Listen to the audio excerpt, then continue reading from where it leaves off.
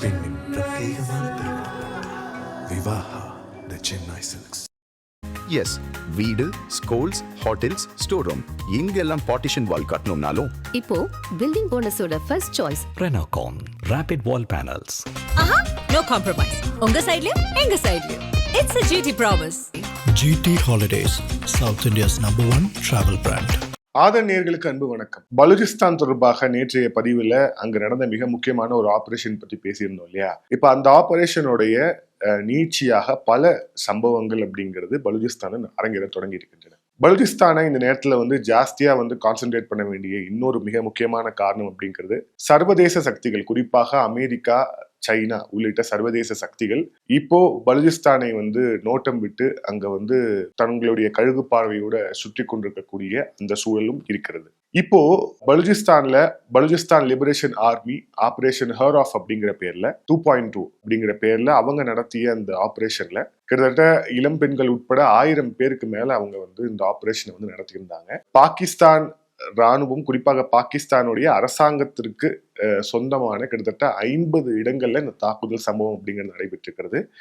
அதுல ரொம்ப முக்கியமான தாக்குதல் சம்பவம் அப்படிங்கிறது ISI ஹெட் குவார்ட்டர்ஸ்ல நடந்த தாக்குதல் சம்பவம். இப்போ மிக முக்கியமான ஒரு நபரிடம் இருந்து மிக முக்கியமான ஒரு அறிவிப்பு வெளியாகிருக்கிறது. இது கிட்டத்தட்ட நம்ம பார்க்கும்போது எப்படி இருக்கு அப்படின்னா, ஈரான்ல இப்போ நடந்துட்டு இருக்கக்கூடிய ஒரு சுச்சுவேஷன் மாதிரியான ஒரு தோற்றம் ஏற்பட்டிருக்கு. கான் ஆஃப் காலிட் அப்படிங்கிற அந்த வம்சம் அப்படிங்கிறது பலூச்சிஸ்தான பண்டைய காலத்துல ஆண்ட ஒரு பரம்பரை. குறிப்பாக பிரிட்டிஷ் இந்தியாவுக்கு முன்னாடி பலூச்சிஸ்தான் அப்படிங்கிற அந்த பகுதியை பலோஜ் அப்படிங்கிற அந்த ஐடென்டிட்டியோட ஆட்சி செய்தவர்கள் தான் இந்த கான் ஆஃப் காலிட். இப்ப அந்த கான் ஆஃப் காலிட்டோடைய ஒரு வம்சாவளியை சேர்ந்த ஒரு நபர் இருக்கிறார். அவர் தான் கிட்டத்தட்ட இப்ப அந்த ஃபேமிலியோடைய அத்தாரிட்டியா இருக்கிறார். இப்ப அவர்கிட்ட இருந்து ஒரு மிக முக்கியமான ஒரு ஸ்டேட்மெண்ட் அப்படிங்கிறது வெளியாயிருக்கிறது. அவர் யார் அப்படின்னா சுலைமான் தாவூத் ஹம்சாய்.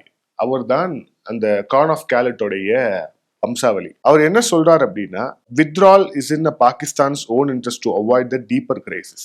இன்னும் ஆழமான பிரச்சனைகள் வருவதற்கு முன்பாக பாகிஸ்தான் வெளியேற வேண்டும் அப்படின்னு சொல்றார். எதை விட்டு? பலூச்சிஸ்தானை விட்டு. Claims Balochistan nation is ready to offer the safe exit route for the troops. Pakistan படைகளுக்கு பாதுகாப்பான ஒரு வழியை, அவங்க வெளியேறுவதற்கான வழியை எங்களால அமைச்சு தர முடியும். Once a prolonged war is not able solution only fuels the instability. தொடர்ச்சியாக கால வரம்பின்றி நடைபெற்று வரக்கூடிய இந்த போர் அப்படிங்கிறது எதற்குமே தீர்வாக அமையாது. Says Pakistan can no longer control Balochistan through the force and the militarization. Balochistan என்ற இந்த மாகாணத்தை தங்களுடைய இராணுவமயமாக்கலால மட்டும் பாகிஸ்தானால கட்டுப்படுத்த முடியாது, இனிமே கட்டுப்படுத்தவே முடியாது அப்படிங்கிற ஒரு நிலை வந்துவிட்டது அப்படின்ட்டு அவர் சொல்றார். The claims the conflict has expanded into the mass resistance movement. பிரச்சனையாக வந்தது அப்படிங்கிறது இப்போ எப்படி ஆயிருக்கு அப்படின்னா, அது வெகு மக்களுடைய ஒரு போராட்டமாக, வெகு மக்களுடைய ஒரு பிரச்சனையாக தற்போது மாறி இருக்கிறது அப்படின்னு சொல்றாரு. Calls it lost war of Pakistan with a rising cost, no clear end game. பாகிஸ்தானுக்கு இந்த கேமை எப்படி முடிக்கணும், எந்த இடத்துல இதை முடிக்கணும் அப்படிங்கிற அந்த ஒரு விஷயமே தெரியல அப்படின்னு சொல்றாரு. Continued fighting will push Pakistan toward the economic and state breakdown. Balochistan liberation army, Baloch மக்களுக்கு எதிரான இந்த போராட்டம் அப்படிங்கிறது பாகிஸ்தானை ஒட்டுமொத்தமாக பொருளாதார ரீதியில், மாகாண ரீதியில் உடைக்கும் அப்படின்ட்டு அவர் சொல்லியிருக்கிறார். Urges Pakistan to learn from Britain and US failures in guerrilla wars. Pakistan இந்த US அதுக்கப்புறம் பிரிட்டன் அவங்க கொரில்லா வார்ல எப்படிலாம் தோத்தாங்க அப்படிங்கறதுல பாடம் கற்க வேண்டும் அப்படின்னு சொல்றாரு. அப்ப கிட்டத்தட்ட இவர் சொல்ல வர்றது என்னன்னா, பலூச்சிஸ்தான் அப்படிங்கிற மாகாணம் ரொம்ப டிஃபிகல்ட்டான டெரிட்டரி. அங்க கிட்டத்தட்ட அவங்க PLA பண்ணக்கூடிய அந்த போர் முறை அப்படிங்கிறது எந்த இராணுவத்துக்குமே புரியக்கூடிய ஒரு நிலையில இல்லை. அதே மாதிரி அது ஒரு கொரில்லா தந்திரத்தோடு ஒரு போர் நடந்துச்சு அப்படின்னா அது அமெரிக்கா, பிரிட்டனாலேயே கடந்த காலங்களில் வரலாற்றுல அவங்களால ஜெயிக்க முடியல. அது பாடம் கற்கணும் பாகிஸ்தான் அப்படின்னு சொல்றாரு. Says Baloch people want peace but fighting is in self defense. Baloch மக்களுக்கு அமைதிதான் முக்கியம், அமைதிதான் தேவை. ஆனா அவங்களுக்கு தங்களை தற்காத்து கொள்ளும் உரிமையும் இருக்கிறது அப்படின்னு சொல்லியிருக்காரு. ஸோ இவரோட கான் ஆஃப் காலிட்டோடைய இந்த ஸ்டேட்மெண்ட்ல நம்ம தெளிவா தெரிஞ்சுக்க வேண்டிய விஷயம் என்ன அப்படின்னா, பாகிஸ்தானே வெளியேறு. பாகிஸ்தானுடைய இஸ்லாமாபாத் அரசாங்கமே உங்களுடைய வேலை முடிந்தது, உங்களுக்கு நேரம் நெருங்கியது, வெளியேறுங்க அப்படிங்கறத தான் இந்த கான் ஆஃப் கேலட் வந்து சொல்லியிருக்காரு அப்படிங்கிறத பார்க்குறோம். மிக முக்கியமான ஒரு நபர், அதனாலதான் இதை வந்து சொல்ல வேண்டியதா இருக்கு. ஈரான்ல எப்படி ஷா வம்சாவளி, அதாவது இப்ப இந்த முல்லா ரெஜிம், இப்போ அயத்துல்லா அலி கமீனி வந்து ஒரு முல்லா ரெஜிம், அவரு கீழே வந்து நடந்துட்டு இருக்கக்கூடிய, அதுக்கு எதிராக மிகப்பெரிய ஒரு கிளர்ச்சி நடந்துகிட்டு இருக்கிறது. கிட்டத்தட்ட அதுக்கு இணையான ஒரு விஷயம் வந்து பலுகிஸ்தானில் நடந்துட்டு இருக்கு அப்படிங்கிறத பாக்குறோம்.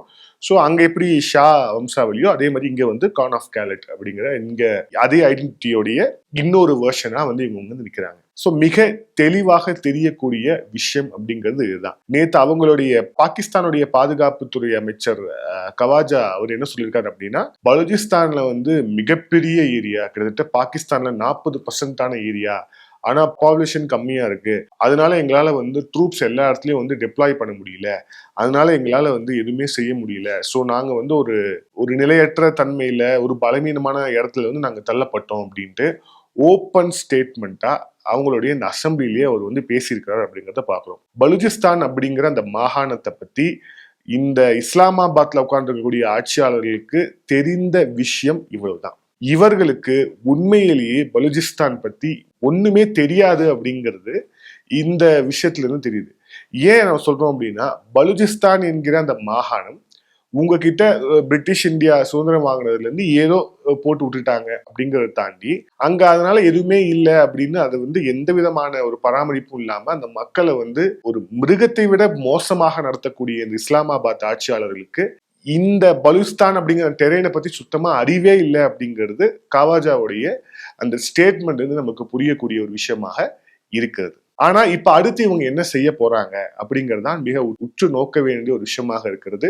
பலுச்சிஸ்தான் லிபரேஷன் ஆர்மி அவங்க வெளியிட்டிருக்கக்கூடிய பதிவுகள்ல அவங்க சொல்லக்கூடிய விஷயம் என்னன்னா, இதை தாக்குதல்னு அவங்க குறிப்பிடல, இது ஒரு ஆபரேஷன் குறிப்பிடுறாங்க. அதே மாதிரி இது ஆபரேஷனோட தொடக்கம்னு குறிப்பிடுறாங்க. பல்வேறு நாடுகளுடைய உதவி கேட்கிறாங்க, இந்தியாவுடைய உதவியும் கேட்டிருக்கிறாங்க, ஈரானுடைய உதவியும் கேட்டிருக்கிறாங்க. ஈரான் உதவி செய்யும் இடத்தில் தற்போது இல்லை, இந்தியா அந்த வேலையை துரந்தர்கள் பார்த்துப்பாங்க. ஸோ இந்த மாதிரியான விஷயங்கள் தான் பலுச்சிஸ்தானை சுற்றி இப்போ வந்து நடந்துட்டு இருக்கக்கூடிய விஷயமா இருக்கிறது. மிக நிச்சயமாக இது பாகிஸ்தானுக்கு, குறிப்பாக அந்த இஸ்லாமாபாத்ல இருக்கக்கூடிய ஆட்சியாளர்களுக்கு அவர்களுடைய திமுறை அடக்க வேண்டிய ஒரு நேரம் நெருங்கிவிட்டது. பலுச்சிஸ்தான் என்கிற அந்த மாகாணம், பலோச் அப்படிங்கிற அந்த ஐடென்டிட்டி, அது வந்து காப்பாற்றப்பட வேண்டும் அப்படிங்கிற அந்த மக்கள் நினைக்கிறது நியாயமான கோரிக்கை அப்படிங்கிறது தான் ஒட்டு மொத்தமா இருக்கக்கூடிய ஒரு காமனான ஒரு விஷயமாக இருக்கிறது. ஆனா இதை பத்தின முக்கியமான செய்திகள் பொது வெளியில பரவப்படல. ஒருவேளை இப்போ வந்து காசால வந்து ஏதாவது சின்ன தாக்குதல் சம்பவம் நடந்திருந்தா, ஐயோ மனிதநேயம் என்ன ஆச்சு பாத்தீங்களா அப்படின்ட்டு வந்து கதறுவாங்க நிறைய பேருங்க. ஆனா பலுச்சிஸ்தான்ல 10,000 பேர் கிட்ட வந்து காணோம். பெண்கள் மிக மோசமாக நடத்தப்பட்டிருக்கிறார்கள். அதே மாதிரி தங்க வீட்டுக்குள்ள வந்து தங்களுடைய குழந்தை முன்னாடியே கணவனை வந்து அடிச்சு இழுத்துட்டு போய் வருஷ கணக்குல அவர் என்ன ஆனாருன்னு தெரியாம ஒரு குழந்தை, ஒரு சின்ன பையன் பேசின பேட்டியும் வந்து இப்போ வந்து வெளியேறு. இந்த அளவுக்கு மோசமான மனித நேயத்திற்கு எதிரான அத்தனை விதமான அடக்குமுறையும் செய்யக்கூடிய அந்த இஸ்லாமாபாத் ஆட்சியாளர்களை நோக்கி கேள்வி கேட்கக்கூடிய தைரியம் அப்படிங்கிறது ஒருத்தருக்கும் கிடையாது. ஆனா காசா அப்படின்னா வந்து பொங்குவாங்க. ஹமாஸ் அப்படின்னா வந்து அவங்களுக்கு வந்து விடுதலை போராட்ட இயக்கம்னு அவங்களுக்கு நினைப்பு. ஆனா ஹமாஸ் அது கிடையாது அப்படின்னு சொல்லிட்டு எல்லாருக்குமே தெரியும். சோ இப்ப இதுதான் சுச்சுவேஷனா இருக்கு. பலுச்சிஸ்தான்ல இன்னும் பல டெவலப்மெண்ட்ஸ் வந்து நடைபெற இருக்கிறது. அதே மாதிரி சைனா மிக தெளிவாக பின்வாங்க போகிறது அப்படிங்கிறதுக்கான சமிக்ஞைகளும் தெரிகிறது. அதே மாதிரி அமெரிக்கா அதுல என்ன செய்ய போகுது அப்படிங்கறத வந்து நம்ம பொறுத்திருந்து பார்க்கணும். இதுல ரெண்டாவது மிக முக்கியமான விஷயம், நேற்றே நம்ம சொல்லியிருந்தோம், இந்த அமெரிக்கா இந்தியாவுடைய இந்த ட்ரேட் டீல் சம்பந்தமான விஷயங்கள் ஒரு பக்கம் வந்து வேகம் எடுக்கும் போதே இந்தியாவுடைய நோக்கம் அப்படிங்கிறது 2028 உலகத்தின் 3வது பொருளாதார நாடாக இந்தியா வர வேண்டும் அப்படிங்கிற அந்த ஒரு நோக்கம் தான் நம்மவர்களுக்கு வந்து மிக முக்கியமாக இருக்கிறது. அதுக்கு என்னென்ன ஸ்ட்ராட்டஜி தேவையோ அந்த விஷயத்தை எல்லாத்தையுமே செஞ்சிருக்கிறாங்க அப்படின்னு இன்னைக்கு ஹிந்துஸ்தான் டைம்ஸ்ல காலையில ஒரு ஆர்டிக்கல் வந்து படிக்க முடிச்சு. அந்த ஆர்டிக்கல்ல சொல்லக்கூடிய விஷயம் என்ன அப்படின்னா, கடந்த 2025 செப்டம்பர் மாத வாக்குல நம்மளுடைய தேசிய பாதுகாப்பு ஆலோசகர் அஜித் தோவல் அவர்கள் வாஷிங்டன் சென்று அங்க வந்து செக்ரட்டரி ஆஃப் ஸ்டேட் மார்க்கோ ரூபியோவை நேரடியாக நேரடியாக சந்தித்து பேசியிருக்கிறார். அப்ப அவர் சொல்லும் போது மிக தெளிவாக அந்த ஆர்டிகல்ல சொல்லக்கூடிய விஷயம் என்ன அப்படின்னா, யூ கேனாட் புல்லி இந்தியா, இந்தியாவை நீங்க வந்து புள்ளி பண்ண முடியாது. அதே மாதிரி ஒருவேளை நாங்க ட்ரம்ப்புடைய இந்த அட்மினிஸ்ட்ரேஷன் முடியும் வரை காத்திருப்போம் அப்படின்னு ஒரு சிக்னலை வந்து கொடுத்திருக்கிறார். ஆக்சுவலா பார்த்தோம் அப்படின்னா இதுதான் இந்தியாவுடைய ஒரு ஃபைனல் காலா இருக்கும் அப்படிங்கிறது அந்த கட்டுரையை படிக்கும் போது நமக்கு வந்து தெரியுது. இந்தியாவுடைய ஃபைனல் கால் வந்து இதுதான், இந்தியாவை நீங்க புள்ளி பண்ண முடியாது, ரெண்டாவது இந்தியா ட்ரம்ப் வெளியேறும் வரை காத்திருக்கும் அப்படின்ட்டு வந்து சொல்றாரு. சோ நம்ம வந்து ஃபர்மா எங்களால இதுதான் முடியும், எங்களோட டேர்ம்ஸ் இதுதான், நீங்க முடிஞ்சா வாங்க, இல்லைன்னா நாங்க காத்திருப்போம் நீங்க வெளியே போகும் வரை அப்படிங்கிற அந்த ஒரு சிக்னல் தெளிவா பாஸ் பண்ணதுக்கு பிறகுதான் அமெரிக்கா மிக முக்கியமான ஒரு டிசிஷனுக்கு வந்து வந்திருக்கு. அதுக்கப்புறம் என்ன நடந்துச்சு அப்படிங்கிறத நாம வந்து பார்த்திருக்கிறோம். சோ இந்த இந்தியா அமெரிக்கா ஒப்பந்தம் அப்படிங்கிறது வெறும் நம்மளுடைய நெகோசியேஷன், டிப்ளமேட்டிக் சேனல் இது மூலியமா மட்டும் மூவ் பண்ணது கிடையாது. ஒரு காயினா பார்த்து ரொம்ப துல்லியமாக நகர்த்தி பல்வேறு நாடுகளை ஒரு குடையின் கீழே வந்து சேர்த்து, அதே மாதிரி இந்தியா யாரையும் நம்பி இல்லை அப்படிங்கிற அந்த ஒரு மெசேஜை மிக தெளிவாக கொடுத்து, இது எல்லாமே ஒரு கப்ல வந்ததுக்கு பிறகுதான் அமெரிக்கா யோசிக்கலாம் அப்படின்னே வந்து இறங்கி வந்திருக்கு. அமெரிக்கான்னு சொல்றதை தாண்டி அமெரிக்காவை தற்போது ஆட்சி பீடத்தில் இருந்து நகர்த்தி வந்திருக்கக்கூடிய அந்த வெள்ளை மாளிகை அதிகாரத்தை தன்னுடைய கையில் வைத்திருக்கக்கூடிய ட்ரம்ப், அவர் வந்து இறங்கி வந்ததுக்கான மிக முக்கியமான காரணமா அதை சொல்லலாம். ஆனா இங்க நம்ம இந்த மாதிரி ட்ரம்ப் இறங்கி வந்தான்னு சொல்லிட்டு இருக்கிறோம். ஆனா இங்க இருக்கக்கூடிய எதிர்க்கட்சி தலைவர் வந்து நாம வந்து பறிஞ்சிட்டோம் அப்படின்னு சொல்றாரு. அவர் எல்லாமே வித்தியாசமான கோணத்தில் பார்க்கக்கூடிய ஒரு நபர். சோ அவருக்கு அந்த வித்தியாசமான கோணம் அப்படிங்கிறது தெரியுது. இதே நபர் தான் ட்ரம்ப் வந்து இந்தியாவை வந்து ஒரு டெட் எக்கானமி அப்படின்னு சொல்லும் போது, ஆமா டெட் எக்கானமி அப்படின்னு, டெட் எக்கானமின்னு சொல்லக்கூடிய ஒரு நாட்டுக்கிட்ட எதுக்கு நீங்க அக்ரிமெண்ட்டுக்கு வந்த அப்படின்னு வந்து இவரே கேட்டிருக்கலாம். எதிர்க்கட்சி தலைவர் தான், இந்தியா வந்து ஒரு செத்த பொருளாதாரம் தானே சொன்னீங்க, இந்தியா ஒரு செத்த பொருளாதாரம் தானே, அப்போ என்ன நீங்க எதுக்கு வந்து நீங்க வந்து உள்ள வந்தீங்க, இந்த ட்ரீலுக்கு வந்தீங்க அப்படின்னு கேட்டிருக்கலாம். ஆனா அதெல்லாம் வந்து ஒரு சரியான திசையில் யோசிக்கக்கூடிய ஒரு நபர் கேட்கக்கூடிய கேள்வியா இருக்கும். அது நம்ம எதிர்க்கட்சி தலைவர் கிட்ட எதிர்பார்க்கறது அப்படின்னு கொஞ்சம் கஷ்டம் தான். இப்போ இதுல இன்னொரு மிக முக்கியமான நகர்வு இருக்கு. என்ன அப்படின்னா டெக்ஸ்டைல்ஸ். இந்தியா பல துறைகள்ல நம்மளுடைய ஒரு ஆழமான ஒரு கால் தடத்தை வந்து பதிக்கணும். அதே மாதிரி எந்தெந்த துறையில் நாம முன்னோடியா இருக்கணும், எந்தெந்த துறையில் நம்ம ரொம்ப ஸ்ட்ராங்கா இருக்கணும், மாநிலம் வாரியா நம்மளுடைய ஸ்ட்ரென்த் என்ன அப்படிங்கிற எல்லா விஷயத்தையும் வந்து கால்குலேட் பண்ணி தான் கொஞ்சம் கொஞ்சமாக நம்ம நகர்த்தி வருகிறோம்.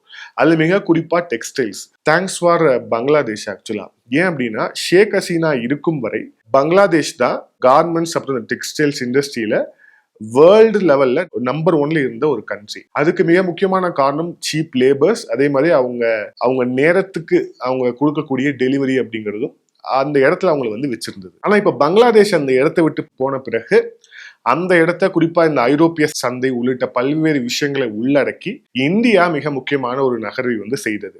அது எந்த அளவுக்கு வந்து கை கொடுத்திருக்கு அப்படின்னு பார்ப்போம். ஏன் அப்படின்னா இந்த டாரிஃப் வார் வந்து ட்ரம்ப் வந்து போட்டப்போ நாம ஆரம்பத்துல இருந்தே சொல்லிட்டு இருந்தோம், இந்த ட்ரம்ப்புடைய ஒரு அறிவிப்பும் ட்ரம்ப்புடைய ஒரு பேச்சும் எப்படி இருக்கும் எப்படி மாறும்னு ட்ரம்ப்புக்கே தெரியாது. சோ அந்த அளவுக்கு வந்து ஒரு நிலை இல்லாத ஒரு மனிதர். இதை வச்சுக்கிட்டு நம்மளுடைய அரசாங்கத்தை நம்ம கிரிட்டிசைஸ் பண்றது, என்னங்க இப்படி பண்ணிட்டீங்க அப்படின்னு கிரிட்டிசைஸ் பண்றதுங்கிறது சரியில்லை, கொஞ்சம் பொறுத்திருந்து பார்ப்போம்னு சொன்னோம். ஆனா இங்க யாருமே வந்து பொறுத்து இருக்கல. காரணம் அரசியல். எங்களுடைய மாநிலத்துல வந்து இவ்வளவு, திருப்பூர்ல வந்து இவ்வளவு கார்மெண்ட்ஸ் இருக்கு. நான் அந்த பதிவை போட்டப்போ ஒரு கமெண்ட் கூட வந்திருந்தது, திருப்பூர்ல எவ்வளவு பாதிப்புன்னு தெரியுமா, தெரியாம பேசிட்டு இருக்கீங்க அப்படின்னு.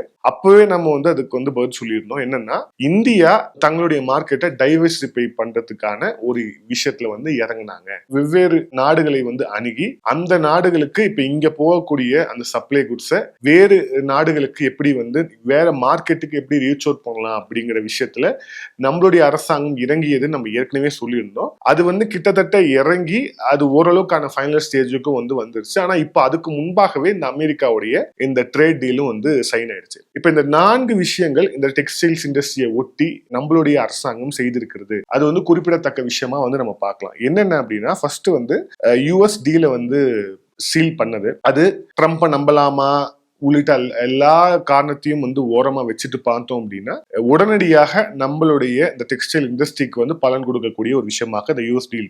அதன் இரண்டாவது ஐரோப்பிய ஒன்றியத்தோடு நாம போட்ட ஃப்ரீ ட்ரேட் அக்ரிமெண்ட், அதுவும் மிக முக்கியமான ஒரு மைல்ஸ்டோன். அதன் பிறகு 2026 பட்ஜெட்ல டொமஸ்டிக் கெப்பாசிட்டி, டொமஸ்டிக் கன்சம்ஷனை வந்து ஜாஸ்தி பண்றதுக்கு நம்ம எடுத்திருக்கக்கூடிய பட்ஜெட்ல எடுத்திருக்கக்கூடிய முன்னெடுப்புகள், அதுவும் ஒரு மிக முக்கியமான ஒரு விஷயம். அதுக்கப்புறம் இல்லாம ஸ்கில்ஸ், சஸ்டைனபிலிட்டின்னு சொல்லிட்டு இந்த டெக்ஸ்டைல்ஸ் இண்டஸ்ட்ரிக்கு தேவையான ஒர்க் லோடு, ஒர்க் ஃபோர்ஸை உருவாக்குறதுக்கான ஒரு கட்டமைப்பை உருவாக்கும் விஷயத்தையும் வந்து நம்ம ஸ்ட்ராங் பண்ணியிருக்கோம். ஸோ நம்மையும் நாம வந்து ஸ்திரத்தன்மையோட வந்து செய்யறதுக்கான நகர்வையும் செய்திருக்கிறோம். அதே நேரத்துல என்ன தேவையோ அதையும் செய்திருக்கிறோம். இந்த டெக்ஸ்டைல் இண்டஸ்ட்ரியை நம்பி இருக்கக்கூடிய நம்ம தொழிலாளர்களுக்கு என்ன மாதிரி விஷயம் செய்யணும் அப்படிங்கிறதையும் நம்ம செய்திருக்கோம். இதுல நேரடியாக தமிழகத்திற்கும் மிக முக்கியமான ஒரு பங்கு இருக்கு. நம்மளுடைய குட்டி ஜப்பான் அழைக்கக்கூடிய திருப்பூர் நம்ம ஒட்டு மொத்தமா இந்தியால இருந்து இந்த டெக்ஸ்டைல்ஸ் எக்ஸ்போர்ட்ல பார்த்தோம்னா 29% வந்து டெக்ஸ்டைல்ஸ் எக்ஸ்போர்ட் அப்படிங்கிறது தமிழ்நாட்டில இருந்து மட்டுமே வந்து போகுது. அதுவும் குறிப்பா ஐரோப்பிய ஒன்றியம், ஐரோப்பிய மார்க்கெட்ஸ் எல்லாத்துக்குமே நம்ம கிட்ட தான் போகுது.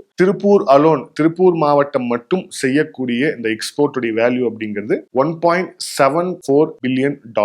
அதே மாதிரி கரூரும் ஒரு குறிப்பிட்டத்தக்க ஒரு இடத்துல வந்து இருக்கு. ஸோ எந்தெந்த இடத்துல நாம வந்து இந்த டெக்ஸ்டைல் இண்டஸ்ட்ரியை இன்னும் வலிமைப்படுத்துவதற்கான விஷயத்துல வந்து இறங்கி இருக்கிறோம் அப்படிங்கறத வந்து பாக்குறோம். இந்த டெக்ஸ்டைல் இண்டஸ்ட்ரியை வந்து வலிமைப்படுத்துறது அப்படிங்கிறது வெறும் நம்மளுடைய நாட்டுக்கு இது வந்து இந்த இண்டஸ்ட்ரிக்கு நல்லது அப்படிங்கறத தாண்டி தனிப்பட்ட முறையில நம்மளுடைய மாநிலத்துக்கும் இது நன்மை பயக்கக்கூடிய ஒரு விஷயமாக இருக்கிறது. இந்த செமிகண்டக்டர்ஸ், அதுக்கப்புறம் வந்து இன்னும் சிப் மேனுஃபேக்சரிங்ல இன்னும் பல்வேறு இடத்துல வந்து இந்தியா தங்களுடைய கால் தடத்தை வேகமாக பதித்து வருகிறது. ஆனா அதுக்கு முன்னாடி நாம ஏற்கனவே நம்மளுடைய ஸ்ட்ராங் ஜோனா இருக்கக்கூடிய டெக்ஸ்டைல்ஸ் உள்ளிட்ட விஷயங்கள்ல இன்னும் நாம வந்து ஸ்ட்ராங் ஆகணும். அதுல மிக முக்கியமாக இந்த கிட்டத்தட்ட நாட்டில் 29% அவுட்புட்டை கொடுக்கக்கூடிய தமிழகத்துக்கும் அதையும் ஸ்ட்ராங் பண்ணுங்கிறதுக்காக பட்ஜெட்ல வந்து ஸ்கீம்ஸும் வந்து அறிவிக்கப்பட்டிருக்கிறது. இதுவும் நல்லபடியான ஒரு இடத்துக்கு வந்து வரும் அப்படின்னு எதிர்பார்க்கலாம்.